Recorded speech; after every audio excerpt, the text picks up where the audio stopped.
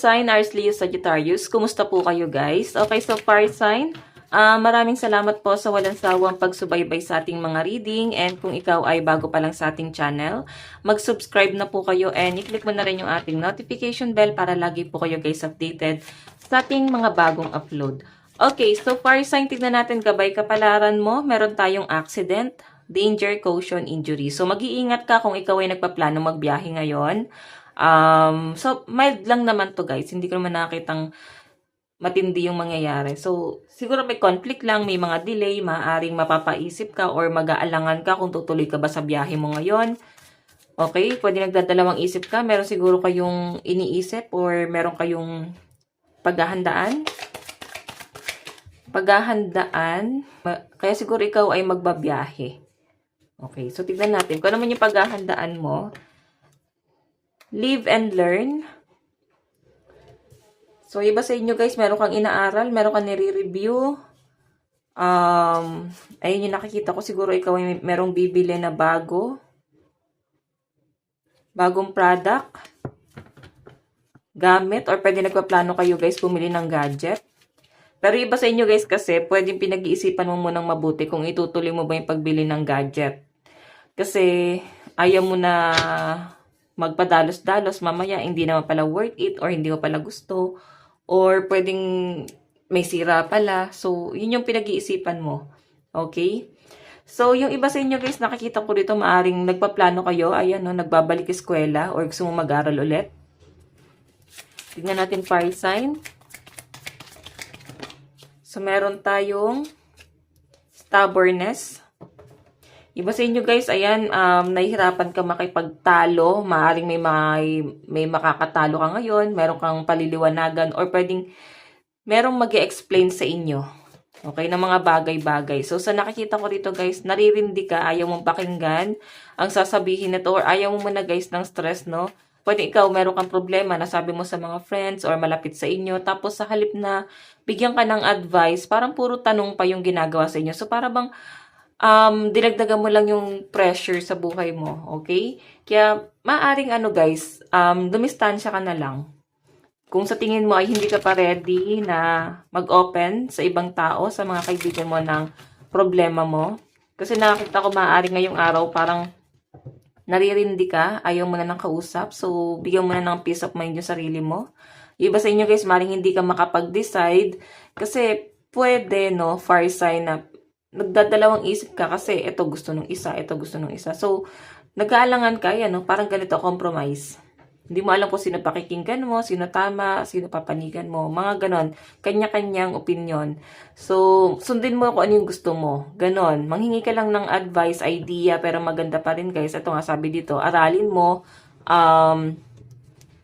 Ayan, parang may pagre-review or pwedeng kung bibili ka ng gadget, siguro pinag-aaralan mo kung itutuloy mo. Okay. So, meron tayong, pride. May nakikita ko dito, fire sign, na ngayong araw, pwedeng merong nakikipagpataasan ng pride sa inyo. Nararamdaman mo para bang ang laki ng pagbabago na tong taong to. Hindi kanya gano'ng kinakausap or hindi talaga guys kayo kinakausap. Nakikipagpataasan sa inyo kasi pinaglalaban niya yung sarili niya. Or sarili niya lang talaga iniisip niya rito. Okay? Hindi niya guys kayang intindihin yung sitwasyon mo. Okay? Mahirap guys makipagtalo sa taong sarado ang utak, no? Hindi open-minded. Mas maganda na piliin mo na lang yung mga taong kakausapin mo. Kasi kung ipipilit mo lang guys, sabi ko nga dito, kung ipipilit mo lang yung gusto mong sabihin sa taong yon, wala talaga guys mangyayari. And ayan, protest. Siguro wala kayong ganong communication din ng person mo. Pwedeng love life to. Nakikita ko guys, medyo controlling yung energy ni person, no? Stricto, hindi ka pwedeng mag-decide para sa sarili mo. So, lahat ng gagawin mo is maaaring papabor lang dapat sa kanya. So, eto siguro guys yung nagpapapressure sa inyo. Okay, yung lahat ng action mo is dapat pabor lang sa kanya. So, tignan pa natin guys. Fire sign. Taas muna natin to. So, meron tayong conflict. Ayan na nga ba yung sinasabi ko? Diba? May conflict. Okay, ang dami.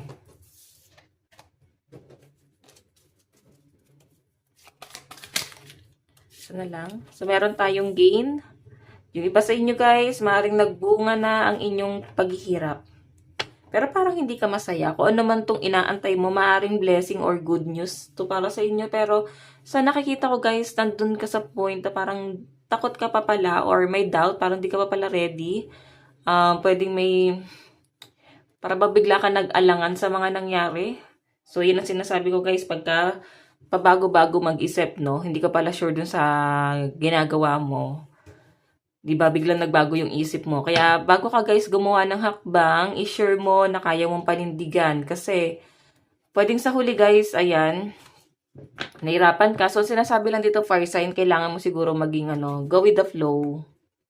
Okay? Go with the flow kasi kung masyado mong seseryosohin yung mga bagay-bagay ngayon, nakaka-pressure, di ka makakapag-move forward, may stuck ka. So guys, ang laki number mo, 16, 27, 77, 4, 30, and 25. Tignan pa natin additional message.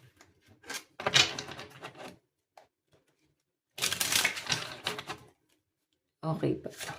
Fire sign. Fire sign. So, meron tayong, wow, Ace of Pentacles offer, big amount of money. So, maaaring ikaw ay merong marireceive na malaking pera or pwedeng tulong. Or iba sa inyo guys, maaaring kailangan mo ng malaking pera kasi meron kang gustong bilhin. Or pwedeng tulong to guys. Kung sino man ang tutulong sa inyo. Or pwedeng back pay, bonus. Ayan. So, pwedeng promotion. So, meron tayong wow, the Fool. May nagdidikta sa mga bagay na dapat mong gawin. So, I think, parang o-operan ka guys ng pera, tapos gagawin mo tong bagay na to. Parang, gusto mong bigyan kita ng pera or trabaho, gagawin mo to, ganyan, ganyan. Ito lang yung gagawin mo. Or pwedeng trabaho pala guys, itong offer na to. Okay? May mag-offer sa inyo ng trabaho, and siguro pag-iisipan mo kung i-grab mo yung opportunity, or yung iba sa inyo guys, maaaring gusto nyo na mag-change ng career. And sa nakikita ko guys, ayan, malaki-laki nga yung pwede mong sahurin doon. Mas malaki kaysa sa sinasahod mo ngayon. Kung nagpaplano kang mag-change ng career. So, tingnan pa natin.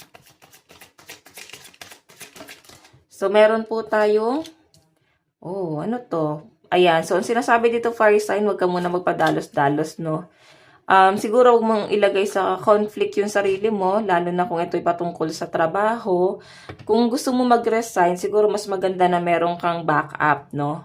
Kumbaga, may sapat kang ipon. Or kung mag-a-apply ka sa iba, siguro ang gawin mo dito fire sign, i-sure mo muna matatanggap ka dun sa a-applyan mo. Okay, so yun yung pinapakita sa akin dito. Okay, so tignan natin ang inyong advice. Fire sign, advice po. Meron tayong find the balance. So, I think yung iba sa inyo, napangungunahan ka ng emosyon.